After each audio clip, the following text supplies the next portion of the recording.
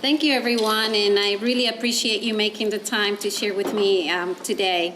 I've been asked to share with you some thoughts on leadership and the cultural change that we are experiencing. And really, it is an honor for me to have this opportunity. And I must say that I feel very comfortable speaking about both subjects, leadership and about the cultural change. In fact, much of my life I have spent having to be the leader in many different circumstances where, as many of you, I sort of wing it, I learn as I go, and I try really hard to do my best and cause the least amount of damage.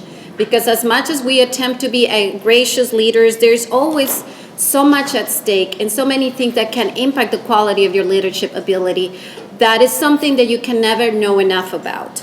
On the subject of culture, and as she mentioned earlier, I have been privileged to be a citizen of the world. And in fact, when people ask me, Lily, where are you from? Or even as I speak with family and friends, they say, where's your accent from and what are you? And truthfully, I find myself to be just a little bit of a mix of everything and everywhere that I have been.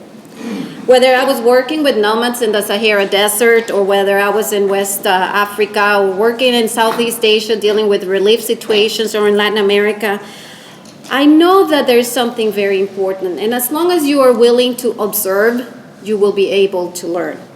So we are here today to consider a moment of impact. And seeing what is happening in the news and everywhere else, we realize that there is a lot of change that is happening in our communities and on us as government and the way how we are serving.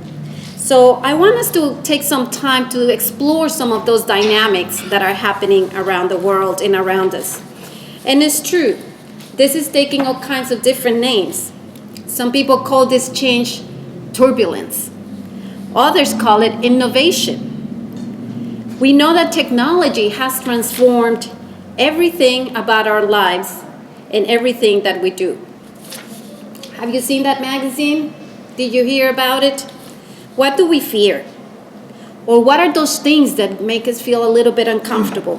What is that future going to look like? So we look with anticipation and with worry all these radical changes that are happening around us. And then once again we affirm what? What is the only constant that we know for sure? Change. Change is the only constant that we know for sure. And that's important. Instead of being afraid or feeling apprehensive about change, we need to embrace it. But in order for us to understand that change, let's just take a minute and think of 50 years ago. What was happening then? You know, we were coming to grips with the Civil Rights Act of '64. That was considered the bill of the century. What were people saying? They were saying, this is the law that created modern America. This is the act that made the promise of legal equality for blacks and whites, and it outlawed discrimination based on race, gender, religion, and natural origin. The pact that would end desegregation. We know how critical that was to us, and we know what an impact that act had on people around the world. And we have to stop and think, was that easy? No. Was it necessary? Yes.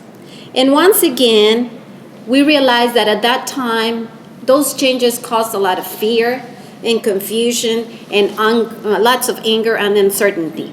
Same things that we are experiencing today. But if you realize we have lived and survived a lot. We have lived and survived famines, natural disasters, even though the Y2K. Who remembers that? Remember? All of us were like, go to the bank, get your cash out, because who knows what's going to happen after that. I tell you something. When that happened, I was in Costa Rica, where I come from, and we celebrate Christmas at the beach because it's the beginning of our summer. We built the biggest bonfire we could. And we were all there with family and friends, big old party, and we said, if we're going to go out, we're going to go out the big way. We had the biggest party that I can ever remember in my life. So thank goodness we all survived that, and here we are. But the important thing why I mentioned that is because we need to face a new challenge. And the challenge that each one of you has to see in your jobs every day is, how do we fit in this global village? It has many names. You may call it New Americans, diversity, inclusion, refugees, migrants, immigrants, illegals, undocumented, cultural competence. Indeed, change is again at our door, and it has many names and many faces. The question that we need to ask ourselves is, how are we going to respond? And because you care about that is why you're here today, because you are our leaders. A leader is someone who has the ability to enable the full potential of others. And we take that and we say, okay, I think I can do that. How many here are parents? How many here are part of a family and have children around that you mentor or you deal with on a regular basis? So there are a lot of hands going up. So whether you like it or not, in one way or another, you already are a leader. But as managers, there are some other qualities that are expected of us. Among them, what are they? Honesty, confidence, wisdom, intuition, inspiration, commitment, creativity, humor, and the ability to communicate and to delegate to others. That's a pretty big order, don't you think? And a lot is being asked of us, and the importance here is that you need to learn how to interpret all these changes that are occurring around you. Because what we're realizing now when we look at business is that the business model has changed. For the most time, we always think, okay, there is a need, we're going to create a product, that product is going to answer to that need, people are going to buy it. In our environment, there is a need, we're going to deliver a service, people will use that service. What is happening now, though, is that we think that those services or those needs that are going to be met are going to satisfy the consumer. How many of you has had the opportunity of dealing with somebody who may not speak English or who may come from another country? Let me see some hands. Were you totally confident that that service that you were ready to render was appropriate for that individual? Maybe yes, maybe no. Were you certain that that person was understanding what you were trying to express or comprehending what it meant? Not just by the words of it, but by the process that you were trying to explain. So what I'm offering to you is that there's going to be a big change in the dynamics of how we do business, where we're not really concentrating on a product and a potential consumer, but it's getting flipped around. And now the consumer is becoming the most critical element on defining how that product gets presented, how that service gets presented. And that is going to be a little bit difficult for us, especially in state government, because there is so much that is expected of us in such a short time, right? How many cases do you need to take care of in a day? How many calls? How many? Metrics will tend to get in the way a little bit. But that does not take away the importance of understanding this new dynamic. Now, we are going to be asked to tap more into our wisdom and into our intuition than ever before. And there are many, many things that they ask of us as leaders. Oh yeah, be a good leader, organize people, inspire them. No, listen to me again. Wisdom and intuition. that means that you really, really need to work hard at learning how to interpret people. And most important, I need you to learn to listen to the narrative of what you hear on mainstream and what these people really reflect. And I just want to take a few minutes to do that. Realize something. Many of you may have teenager kids or younger kids. And to them, what I'm saying, they're just going to do this, whatever. But listen to this. We are reshaping race relations because we no longer talk about black and white. What is the talk about? Multi-ethnic, multicultural. In fact, think of your kids. How many of them have friends or classmates who are from other parts of the world, who speak other languages, who are in schools where many languages is a common thing? Even for a lot of our younger population, being with people who are different is normal. And they kind of tell us, just take a chill pill. It's okay. You're reacting too much. Because they have grown in this global village, in this environment that is no longer such a threat to them. What else? Residential segregation. It doesn't exist anymore for us.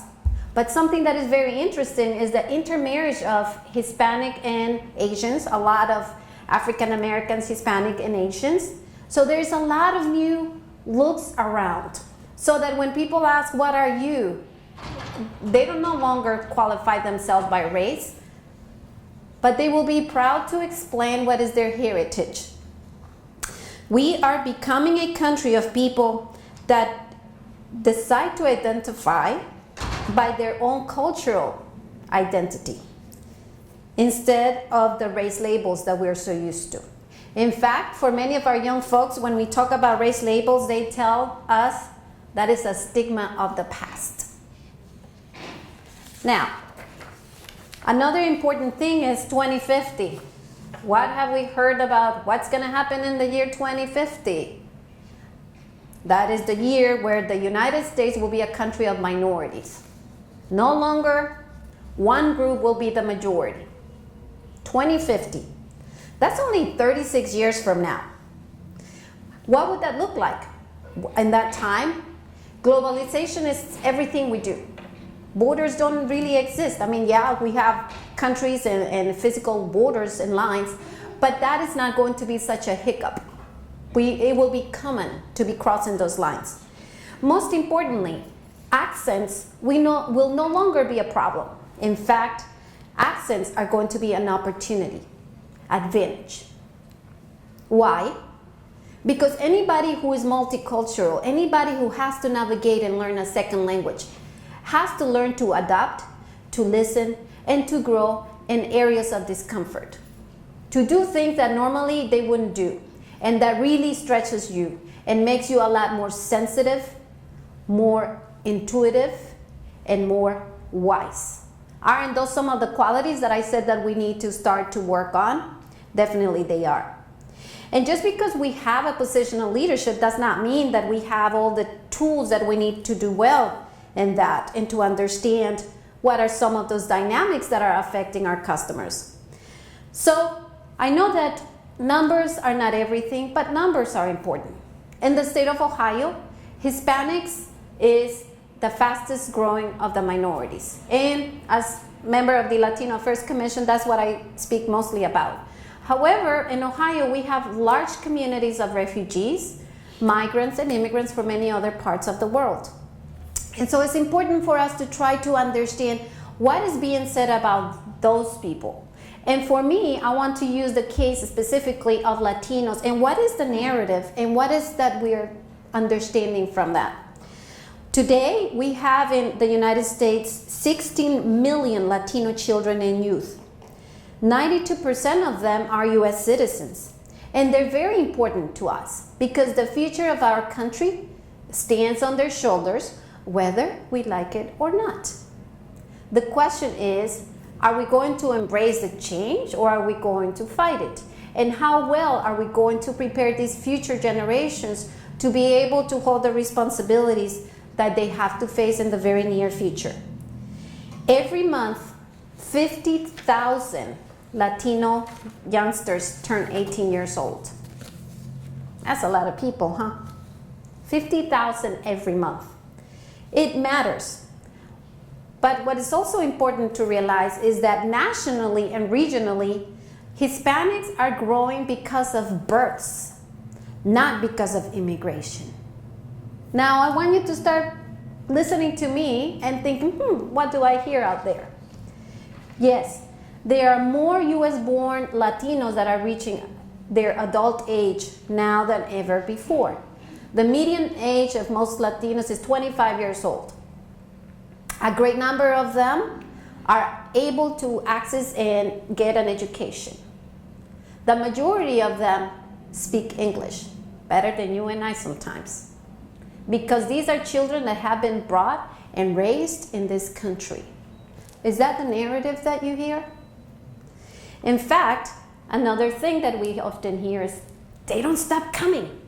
But the truth of it is that according to the Pew Hispanic Center, there are more Mexicans that are leaving the United States now than they're coming into our country. And this is a study that came out recently and everyone was like, oh, really? No kidding. Why? Because that's a reversal to one of the most significant immigration trends in our history. 1 million Mexicans and their family left from the US to Mexico between 2009 and 2014. But only 870,000 Mexicans came back. So there's 140,000 net flow into Mexico. Now, why is that? Why do they come here? For most of them, they come here because this is the last opportunity they have. This is the last chance they're willing to take. They come here in search of work and opportunities for their family. That's it. It's not fame and richness. Because truthfully, for many of them, if they could, they would go back as soon as they make enough money to make ends meet. NAFTA was a wonderful thing, the NAFTA, the trade agreement. It opened borders, it allowed exports, imports, and all that. But something that NAFTA did that was really bad was to decrease the price of corn in Mexico to the point where it was more lucrative for Mexican farmers to purchase American corn than to plant their own. So a lot of these communities that for centuries and generations had worked cultivating the land suddenly had no work. What do? You're a farmer, you live up there in the hills, all you've done is, cultivate. And then the border is open. And then there are jobs. Think logically. What would you do? What do you do when your job gets threatened? Do you just sit there? No. Hey, gotta hustle. And so that really stimulated a lot of these people coming here. So what has changed? We know that the recovery after the Great Recession is still happening. There are not as many jobs. This is a matter of demand and supply. If there is work, people will come. If there's no work, people will not come. Very simple. Not only that, but there's a very negative conversation going on about Mexicans and about immigrants and about everyone that may not happen to speak with the correct accent. So many people are going back. However, on the other hand, let's look about the people who are here. Hispanic businesses. Are we all here taking money away, resources away? No, we're not. In fact, undocumented people have no access or rights to any benefits whatsoever. And that's something that many people may not know. But let's look at the brighter side. Since we're talking, what about the future? What does it matter? Hispanic businesses are very important, not only here in Ohio, but also across the country. Because the Hispanic businesses are growing more than twice the rate of the national rate. So they're very entrepreneurial. And not only that, but Latina entrepreneurs start businesses in the US 6 times faster than the national average. So if any of you knows a Latina, be nice to her because you might be working for her. And I mean that. Very, very innovative, creative. We're going to make it happen. Another thing that makes them succeed so well is that they're realizing that they can succeed in the American market without giving up their heritage. And so many times you hear the conversation, oh my God, if they're here, why don't they speak English? Well, they better start at it soon. It's true, many people haven't learned the language, but most of them is not that they don't want to. They may be circumstances that are not allowing them to. If I was to take all of you right now, put you in a bubble, Your jobs here are finished. Your only job opportunity is going to be in China. And I'm gonna send you there, and you're gonna move there with your family, and you're going to have to work, because if you don't work, you don't eat. So when you get there, first thing you wanna know is, where am I gonna stay? Where am I gonna put my family to live? Okay, how do I get to work? What is it that I'm required to do in this job? And everybody's talking to you in Chinese, but somehow you figure out, this is the process you have to follow. You want to do the best you can, correct? And then when you finish that, you get home, and it's this whole ordeals about the food, the market, the kids, da da da da da. When are you going to make time to learn Chinese, mind you? You have to take care of your immediate needs. And learning the language is going to happen based on need as you can. So many of these people that do not speak English, it's not that they don't want to, it's that it's not on the top of the priority list because they're in survival mode. Now, on the other hand, many of these entrepreneurs that are succeeding are saying, we can embrace America, but we don't have to forget our heritage, which is quite different than what the Irish or the Italians or the Germans, when they came, maybe you heard of the grandparents or the great-grandparents, what they say, oh, no, they would not let us speak outside of the house. We had to speak English, and they only wanted us to speak English so that we could become part of mainstream. So that is a very big difference there. But another thing that is important in regards to those changes is that in Ohio, at least half of the immigrants are naturalized citizens. We are not all undocumented illegals, as often you hear. 85% of those naturalized citizens have a high school diploma or higher. So we are educated as well. And the children of immigrant parents are U.S. citizens by 85%. 87% of them are English proficient. In fact, yes, there are undocumented people in Ohio, but how many are they? If you were to put together the over 400,000 Hispanics and 200,000 Asians and 150,000 new African immigrants, let's say there's about 1 million new Americans in the state. Undocumented people are calculated to be 83,000. Million, 83,000. And of those, 50% are from Mexico, true, but did you know that 25% of those are from Asia? And a good number of them are not just working in the Chinese restaurant, mind you. They are highly qualified professionals, scientists, physicians, engineers, who are here. And many of these people that are not documented, it's not that they went across the border because they wanted to break the rules.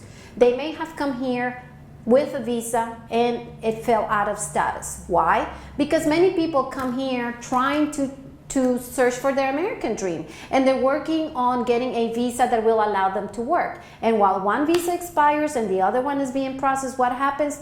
The immigration system is broken, and anything and everything takes 10 years, 15 years, 20 years. So the option is stay here and wait for things to work themselves out, or if you leave the country, your chances of getting back in are very, very slim. So there are a lot of dynamics that are out of control. But this is important to us as well. Why? Because everything is about the economy and the numbers. And these new Americans matter a lot to us in Ohio. We know that 3/5 of Midwestern cities are either stagnant or are shrinking. 9 out of Ohio's 10 largest metro areas are facing population loss. Anybody been in downtown Cleveland? How about Toledo? Cincinnati, Youngstown, Dayton, Akron. All of those cities suffered large population losses between 2000 and 2010. But people are getting smart, and they're realizing that through immigration, we're bringing the American dream back to our communities. Have you heard about Global Cleveland or Welcome City? Dayton, Welcome Dayton programs, or maybe you've heard about Welcome Toledo. See, what's happening is that around the state, people are coming together and they are realizing that immigrants and migrants are the engine of our economic future. And that's important because this is going to change our conversation and understanding of who these people are. You have the Welcome Dayton plan. Dayton was really dying when all the car industry and everything happened and everybody left. I mean, those were ghost towns. And I used to work there, and East Dayton was very sad, very, very bad. And people were boarding out houses, and no one wanted to go there. And then what happens? This Mexican family comes to the East End Community Center, and they start coming there, and then they hear there's going to be a Spanish mass, and they start getting more people to come around, and they say, you know, I have a little tienda up in Cleveland. I'm going to start a tienda here. And I remember going out and walking around the community and all the boarded up houses with the big, piece of wood across the entryway. And I was like, oh my God, this looks bad. All the bushes and trash. And I'm thinking, this isn't going to work. And you know what he said? Wow, there is so much possibility.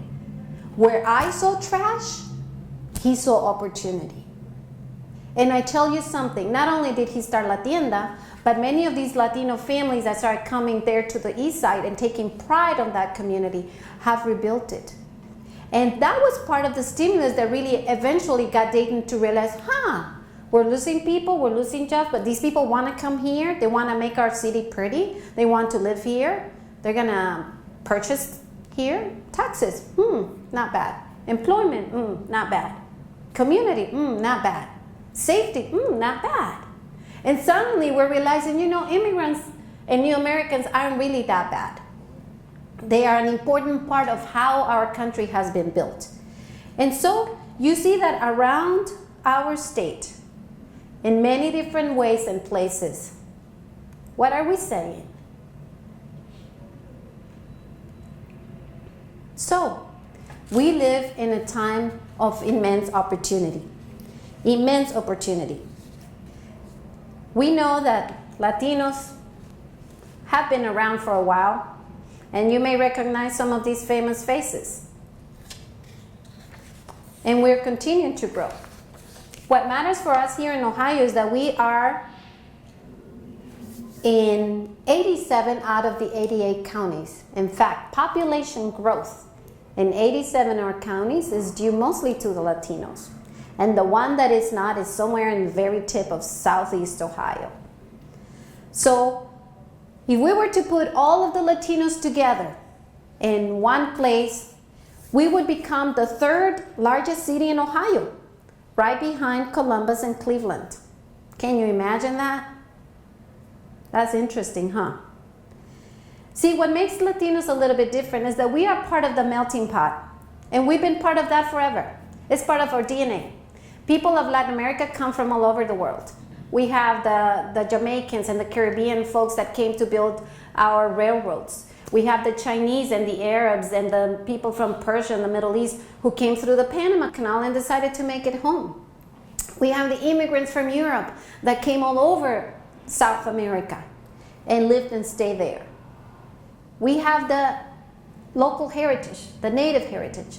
So for us to hear this whole conversation of the melting pot is like, what are they talking about?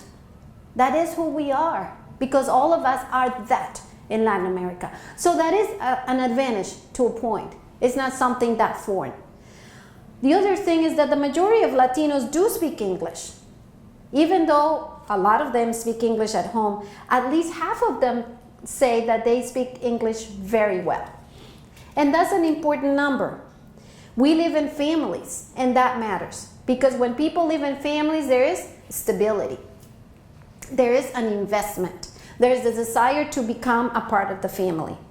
And see, that's what makes a difference. That Latinos are here to make Ohio their home. They're versatile, they're multicultural, and they are ambicultural. What is that? Those that are able to move from English to Spanish, from being very American to being very Latino, without missing not even a little bit. And that's important, because that middle ground is what gives us the great advantage. And it's true that many of the people that you face in your jobs are coming here anguished, scared, confused. and not really knowing what to do and how things will work out. But if you know that basic nature of who we are, now you have a lot more to work with.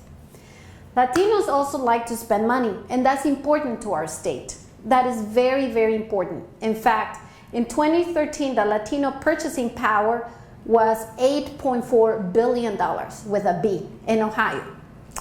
That is an increase of 443% since 1990. So do you think Latinos matter in our state? Definitely, they do.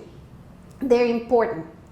And we have right now, in the next Latino report that is going to be coming out on this community business survey in December, we know that there are 16,000 Latino-owned businesses in our state that are producing $6.5 billion a year.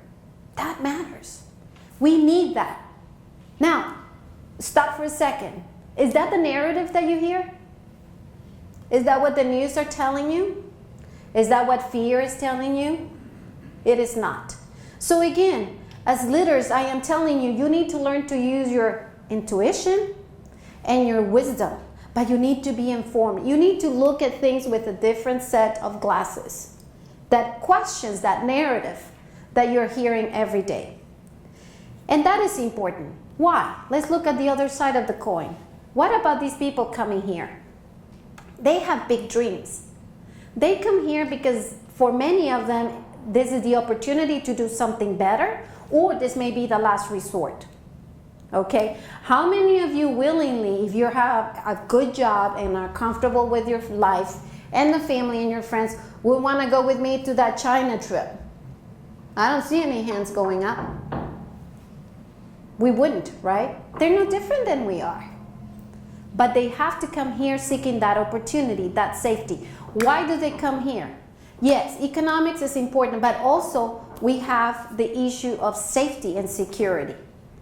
People from many different countries, El Salvador, Honduras, Guatemala, the drug cartels are destroying families and villages and opportunity for them.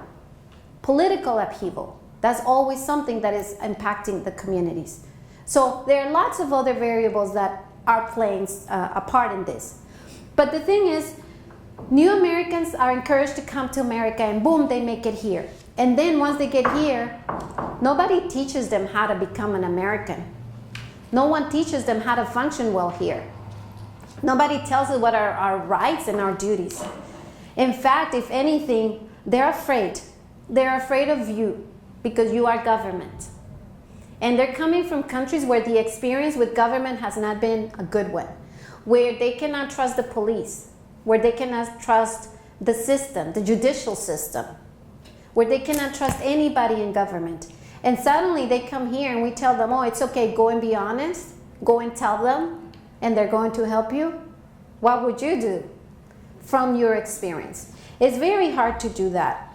The other thing is that these people tend to think there's a disconnection between the elected officials and the people, because in our countries, those in power are the wealthy, the rich, and the powerful, and they have received this power generation after generation after generation. Don't tell me that I can go and speak to my representative, because it does not click in their brains.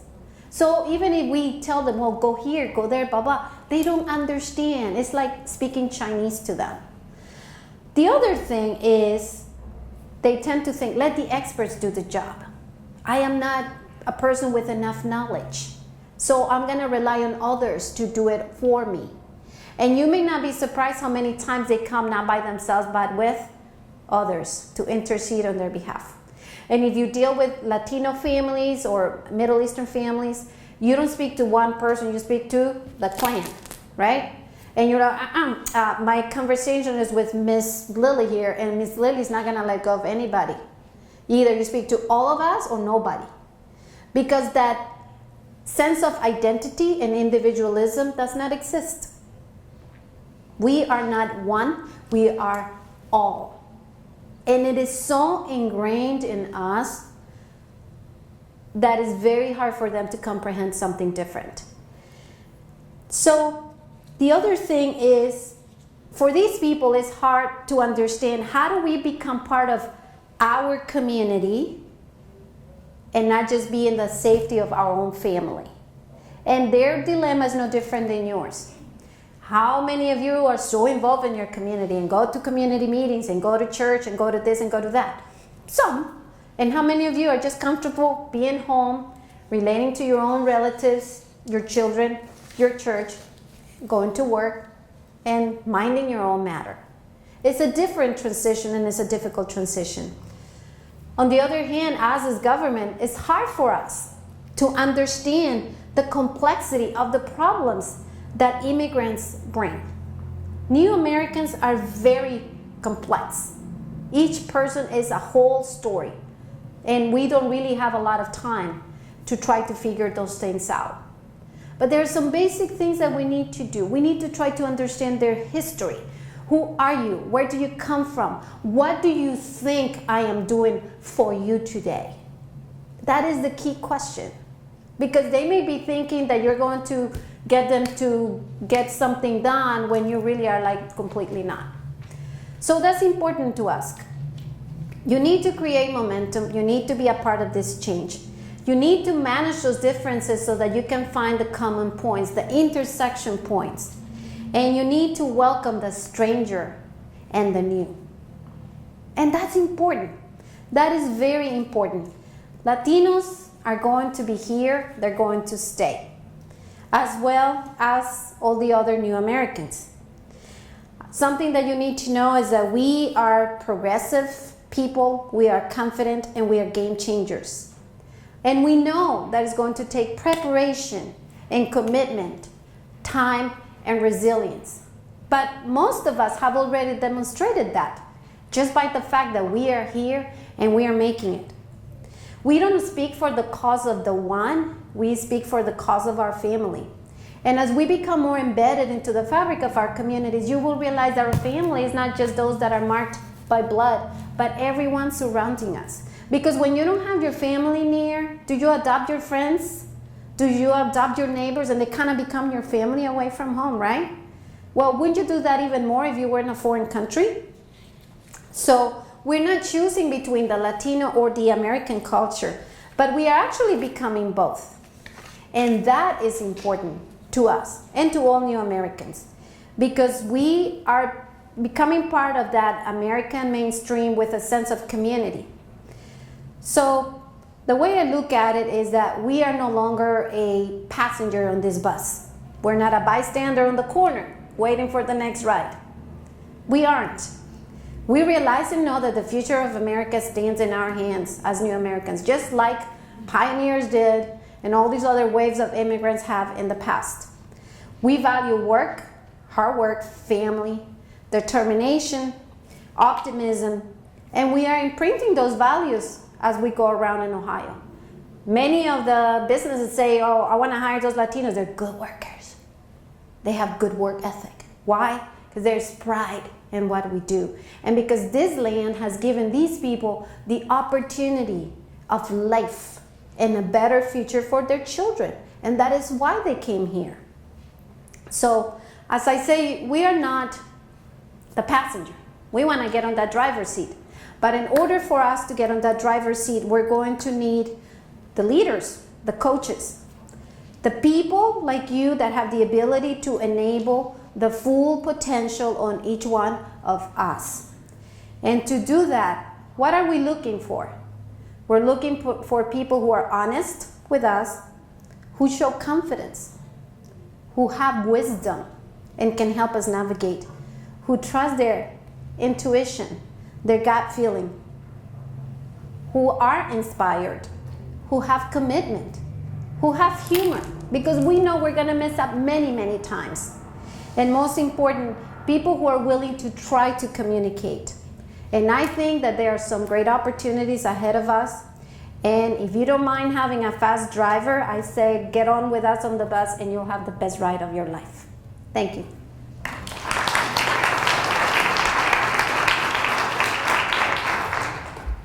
You have a question? Yes, ma'am. I think one of the most interesting stories of the year has been the thawing relationship with Cuba. And I was wondering if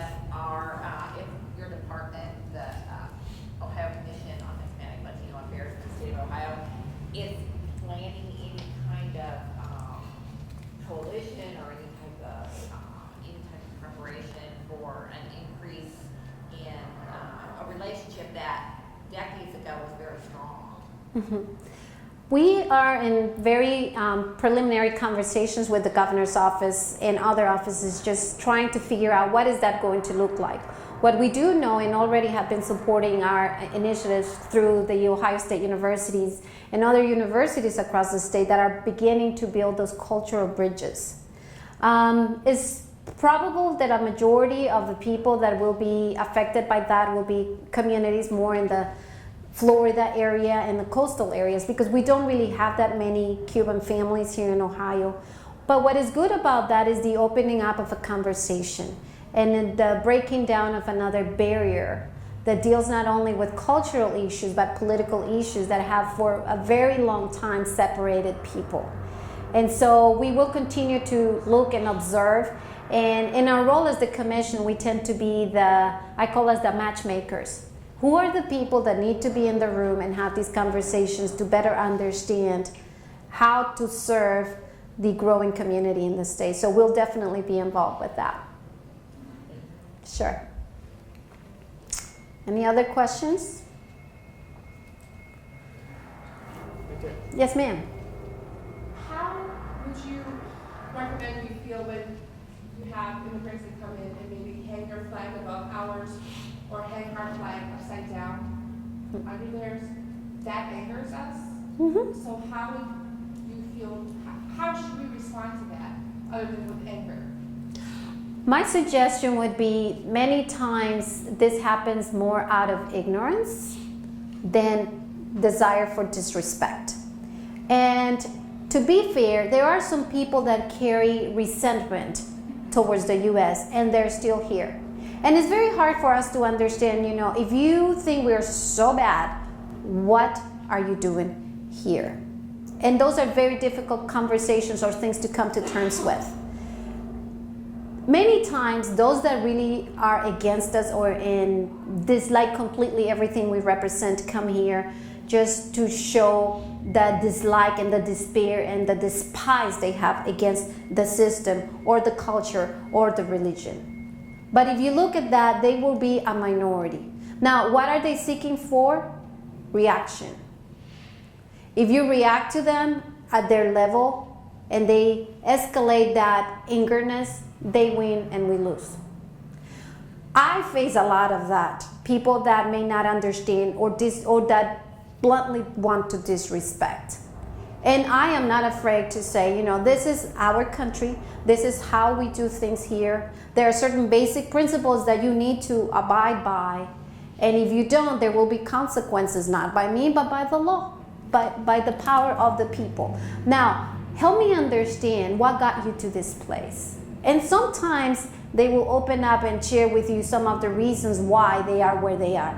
And believe me, many times the whole rationale of their hate towards us is based on misunderstandings. Because I have worked and lived in closed countries where all they do constantly is a propaganda campaign against the United States of America. And so they are brainwashed. But it's hard, it's very hard, and you have the right to vent and to feel frustration and anger when someone is being disrespectful in that way. However, my recommendation is, try to open a line of communication. It may be possible, it may not be.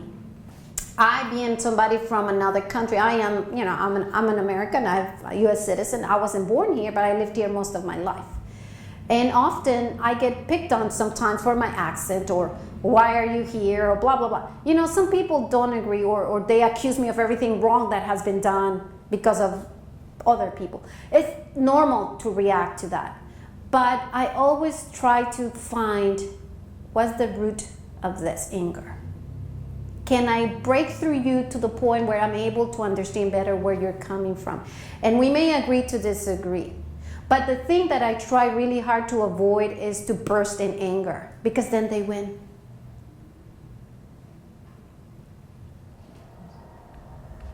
Any other questions?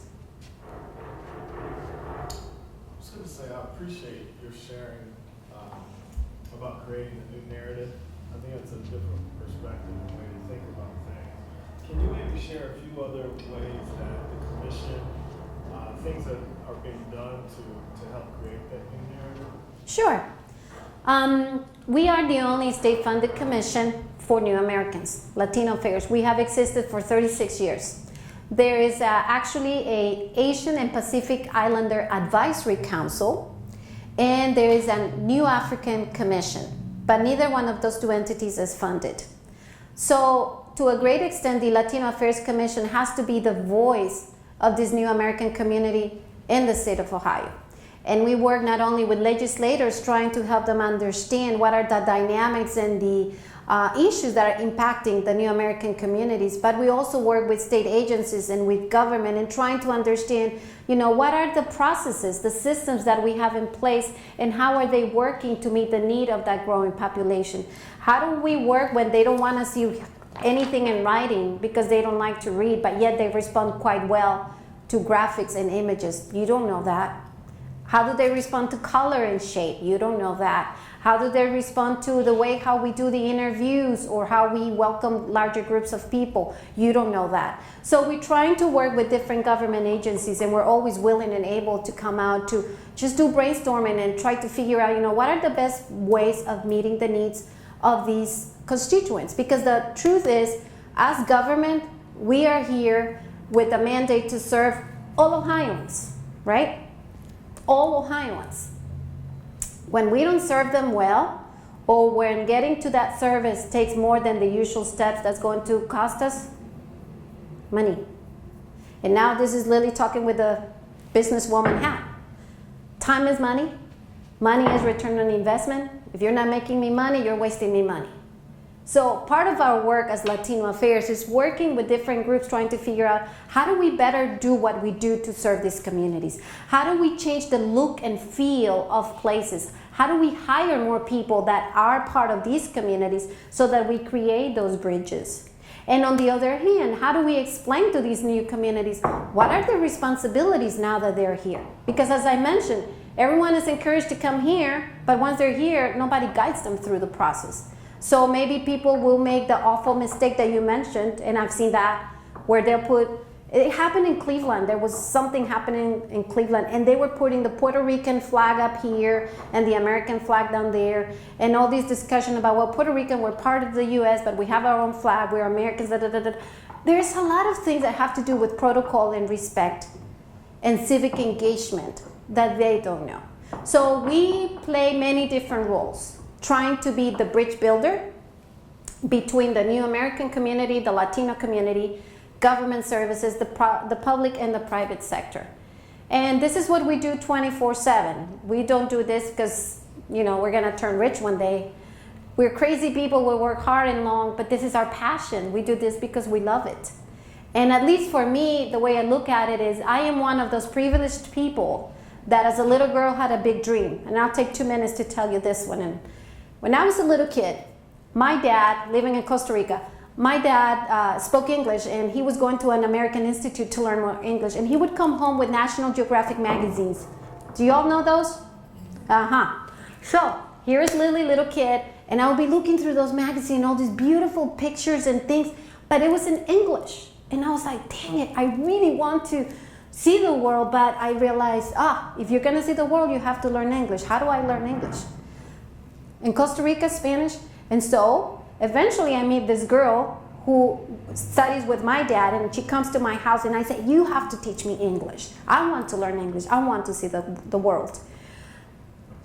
Her mom is an American teacher in a school in Florida, and she says, why don't you come to my hometown and you can learn English?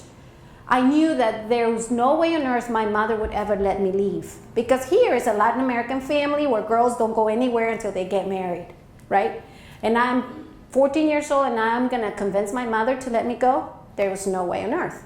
My father, God bless him, somehow, I don't know what he had to promise, but he had to promise probably to be very good, because he convinced her. And so I was able to come to the US to learn English. Very important part of my dream. And when I got to the States and I went to Northwest Florida and I'm with this family, I had my dictionary, very important piece of my life, lost it on the third day. No family, no Spanish, bunch of strange people, strange food. And the only thing in my head is like, I cannot let my mother win. Because she said, you're not going to make it. You'll be back here within a week. And I'm like, even if it kills me, I'm going to stay here. And I'm going to learn. But then I had to immerse myself in the American way and the American culture and learn English as a child will learn. I don't even know how, but I learned it because I had no dictionary, no one to translate for me or to interpret for me.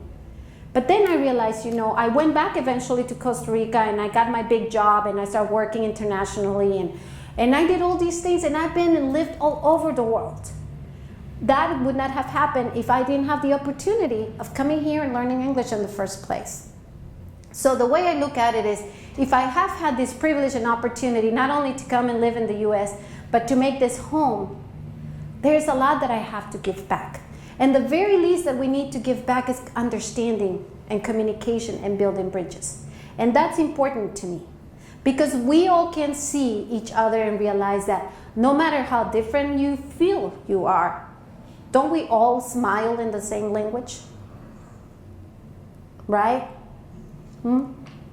What's crossing through here? It's a red blood everywhere, no matter what you speak. So there are some basic things that make us the same. And if you work on it, and if you pay attention to the narrative, and you try to use your intuition and your wisdom, you will realize that there's a lot more we have in common than what pulls us apart. And that, to me, is the lesson of the day. You mentioned that the one constant is change. Mm-hmm. You said that to lead, that you must learn to manage change. What do you mean by that? Managing change. Basically, I mean the ability to adapt. And we don't like it. Because as leaders, we want to know that we got a grasp on things, right? That we can construct some sort of parameter around whatever that is. But to think on the fly, how many of you have to think on the fly? You do that in your regular lives, don't you? You have kids, you have families. You have to be creative. So why do you get so stiff when you have to do the same at work? You're not two different people. You're the same one. Managing change is trusting your wisdom and your intuition. And being able to articulate and to communicate so that you can find more intersection points. Because bottom line, we all want to succeed. We want to do our job well. We don't want to work extra hard if we can avoid it. And we want to get some satisfaction from what we do. It's a lot of common sense. Anticipate and adapt. Anticipate and adapt. Don't get too hard on the rules. And that's how you manage change. And to go along with that, you talk about representing the new Americans that's coming into our state. What are the skill sets do you think leaders, current leaders, and future leaders need to develop to lead and or supervise the new Americans? Probably one of the key things that we need is going to have to be the ability to communicate clearly and precisely. And the ability to listen actively.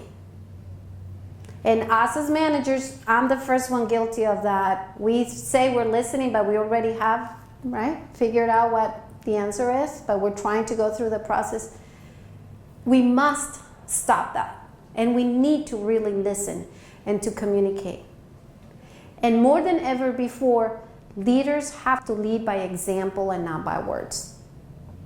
Especially when dealing with a multicultural community, we are all eyes and feelings and touching and sensing. You see me here, and I've been really good today. I've tried to stay close to here because he's got his camera there, but he knows me. I'm usually all around the room, and checking people's shoes. Ooh, pretty shoes, you know. And I'm like, I don't stay in one place. I never stop talking without my hands. They are a very important part of me. Never eat across me with anything, because you will have juice, water, whatever, because this is how I talk, right? But I'm studying you. This is New America. Because if you were, how many of you have traveled overseas?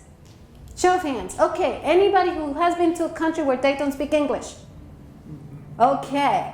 Let's see. I'm going to pick you back there, sir. What country did you go to? Oh, I'm from Haiti. Oh, you're from Haiti. Oh, bonjour, ça va? Ah, très bien. Bienvenue. From Haiti. Okay. Let's see. Well, we need somebody who went to a country where they did not speak the language. And what did they do? Who went? Where did you go? Okay, Dominican Republic, next door. So when you speak Creole or French in Haiti and you cross over to Dominican Republic and you don't speak anything there, what do? You don't just no, you're going to watch. You are going to be alert. And I see some heads, yeah, I remember when I traveled to Mexico and all that Spanish going on and I thought I knew Spanish, right? You observe carefully everything, right? We do the same, and that's just by nature, because we read people. Because when we meet people and talk to people, we want the whole package. It's not these like levels of closeness and friendships and you know, shielding myself from keeping things private. No, that doesn't exist. So what happens is that these new Americans, as employees and even as leaders and supervisors, are very intense people, very deep, very connected, very much into the feeling of things and reading of the environment. Why? Because they had to learn to do it, to survive, to function, to live well. Did any of you, when you were traveling around, got lost in one of those countries and had to figure out directions? Yeah. And was that easy? Here, I see you back there. You're shaking your head. Where were you? I was in Korea. In Korea. Oh my goodness. And what happened when you got lost? How did you find yourself? I was just looking around trying to figure out if I knew to catch any kind of thing that relates to what I knew. It was a struggle. You had to figure it out. You had to read. So critical skill for you as leaders. Pay attention to people. Read. Don't be afraid of direct eye contact, because wouldn't she do that when she was lost? And if somebody even gave a hint, they spoke some English, she would be like, right? Reading, studying. These people are taking you as their coaches. They need to learn from you. What you do speaks much louder than what you say. Lastly, tell us about the importance of Latino Hispanic Legislative Day. When is it? And of course you're inviting us. Sure, May 17th, 2016. That is our Latino Legislative Day. And that is the day when we invite Latinos from all over the state to come to the State House to spend a day meeting and speaking with legislators and speaking with each other, dealing with what are the ambitions, the issues, the challenges, and the opportunities for Latinos in Ohio. And so that is an interesting day if any of you wants to come by and see, you know, what are they talking about. Throughout the year in our office, we also have different events with the community where we host workshops and seminars and conferences and task forces, just trying to continue this conversation and trying to figure out, you know, how do we bring this together? How do we build bridges of communication? And how do we work more effectively and bring the best that everyone has to offer? So definitely, May 17th next year, you can join us at the State House. There's always good food. Thank you so much. Thank you. It's been a pleasure. It's 101. Just wanted to let you guys know that. If anyone wants to stay back and ask Lily some more questions, please do so. Thank you.